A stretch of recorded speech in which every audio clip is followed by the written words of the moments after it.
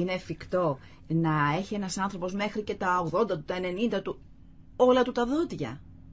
Και βέβαια, εφόσον τα φροντίζει και είναι και λίγο τυχερός στη ζωή του, γιατί να μην τα κρατήσει?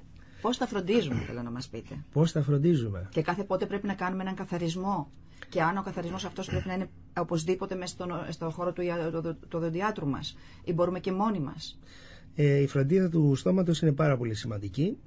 Όσο τέλεια και να βουρτσίσει κανείς, η πραγματικότητα είναι ότι η βούρτσα δεν πάει ποτέ κάτω από τα ούλα. Και δυστυχώς εκεί είναι που επικεντρώνεται και το πρόβλημα. Επομένως, χρειάζεται μια πολύ καλή συνεργασία ανάμεσα στην καλή χρήση της βούρτσας και από έναν επαγγελματικό καθαρισμό από τον οδοντίατρο, ο οποίος με τα ειδικά εργαλεία θα πάει στα δύσκολα σημεία, θα πάει στα σημεία κάτω από τα ούλα και έτσι θα φροντίσει ώστε το στόμα να είναι πάντα καθαρό και υγιές. Η απορία για τη βούρτσα, συγγνώμη πριν προχωρήσετε, μαλακή, σκληρή ή μέτρια, τι διαλέγουμε?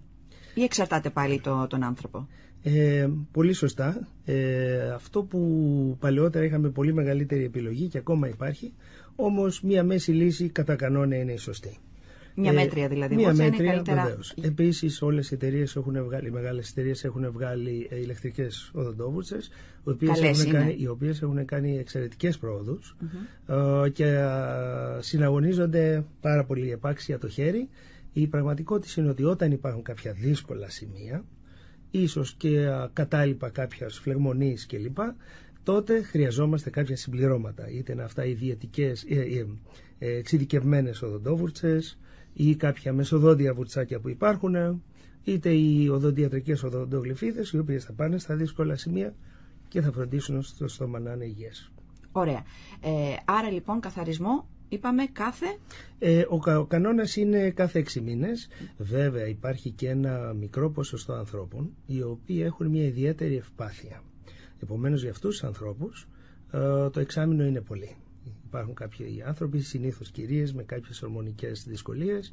Εκεί μπορεί να χρειάζεται και κάθε 6 εβδομάδες να γίνεται αυτό, γιατί αλλιώς αρχίζουν αποστήματα, φλεγμονές κλπ. Αλλά ναι, το εξάμηνο είναι ένας καλός χρόνος και ίσως ένα πολύ καλό timing είναι οι εθνικές εορτές. 25η Μαρτίου και 28η Οκτωβρίου. Όταν βλέπετε τα τάγκς θα θυμάστε τον οδοντίατρο.